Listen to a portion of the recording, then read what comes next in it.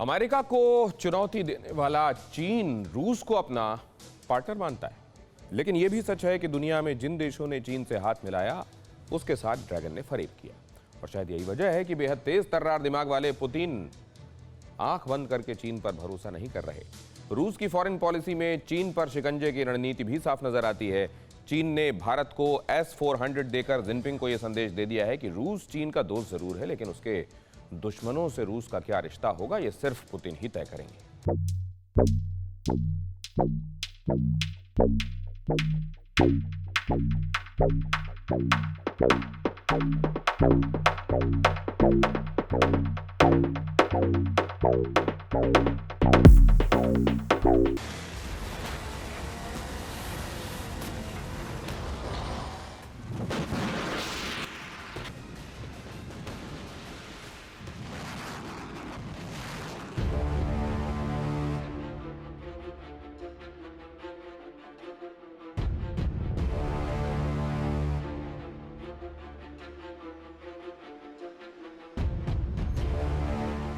LAC के इस पार भी S-400 और उस पार चीन में भी S-400।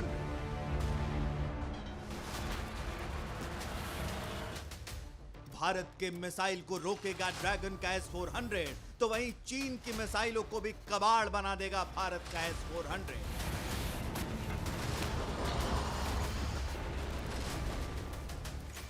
LAC पर इस पावर बैलेंस के पीछे सोच उन दो नेताओं की है जिनके पास ड्रैगन को काबू में रखने की सॉलिड रणनीति है। दुनिया के लिए पुतिन जिनपिंग के दोस्त हैं, दोनों अमेरिका को चैलेंज कर रहे हैं, लेकिन फरेबी ड्रैगन को कंट्रोल में रखने की नीति भी पुतिन ने ही बनाई है। ऐसा कोई सगा नहीं जिसे चीन ने ठगा नहीं। पाकिस्तान हो या श्रीलंका, जिसने भी ड्रैगन से हाथ मिलाया, भरोसा किया, वो सब आज ड्रैगन की जाल में फंस चुके हैं।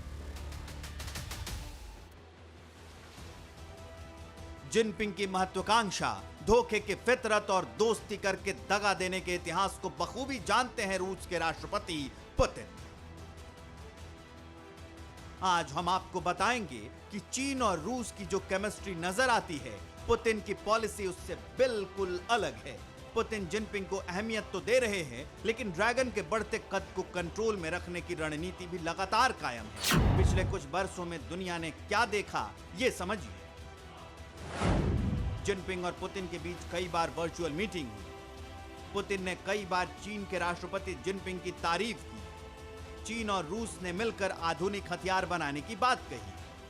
अंतरिक्ष के मिशन को लेकर भी दोनों देशों के बीच कई डील हुई।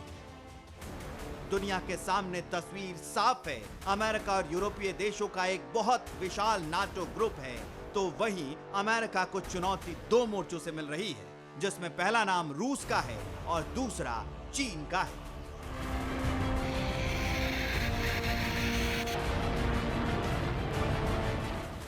लेकिन सिर्फ एक महीने पहले ही चीन को पुतिन 440 वोल्ट का झटका दे चुके हैं। दिसंबर में पुतिन भारत आए। पुतिन ने गर्मजोशी से पीएम मोदी से मुलाकात की। सिर्फ 5 घंटे का यह दौरा चीन के लिए बड़ा मैसेज था।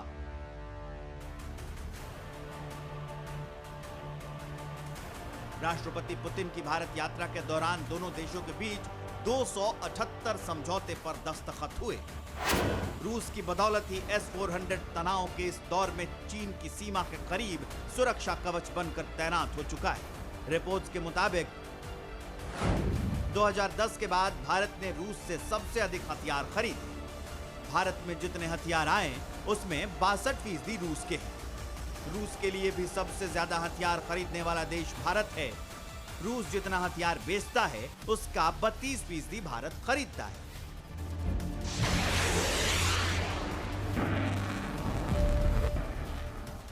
हिंदुस्तान और रूस का रिश्ता बहुत गहरा और पुराना है, लेकिन सिर्फ भारत ही नहीं, चीन के कई और दुश्मनों को रूस लगातार हथियारों की सप्लाई कर रहा है। वियतनाम को 2000 से 2019 के बीच रूस ने $65.15 मिलियन के हथियार बेचे। मलेशिया को रूस ने $1454 मिलियन के हथियार बेचे। इंडोनेशिया को रूस ने $1148 मिलियन के हथियार दिए और थाईलैंड को रूस ने $73 मिलियन के हथियार बेचे।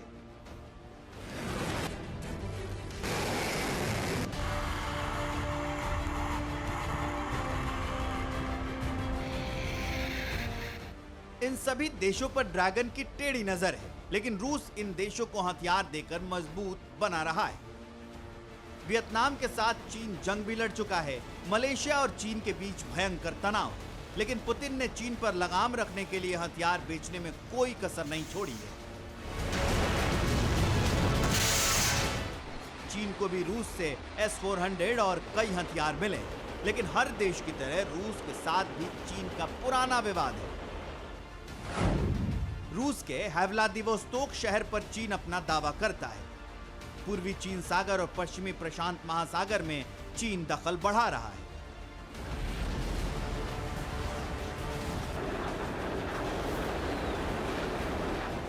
पुतिन जानते हैं कि चीन सुपर पावर बनना चाहता है, जिसके लिए उसे ताकत और तकनीक में रूस से बहुत आगे निकलना होगा।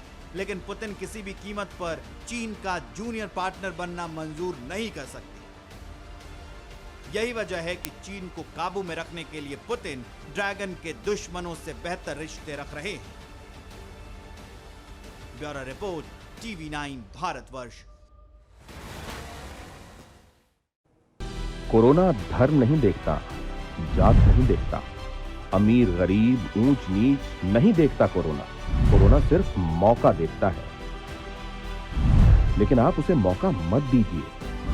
बस इतना कीजिए, जब कभी दफ्तर से बाजार से घर लौटिए तो इतना ख्याल जरूर रखिए कहीं आपके साथ कोरोना आपके घर तो नहीं जा रहा।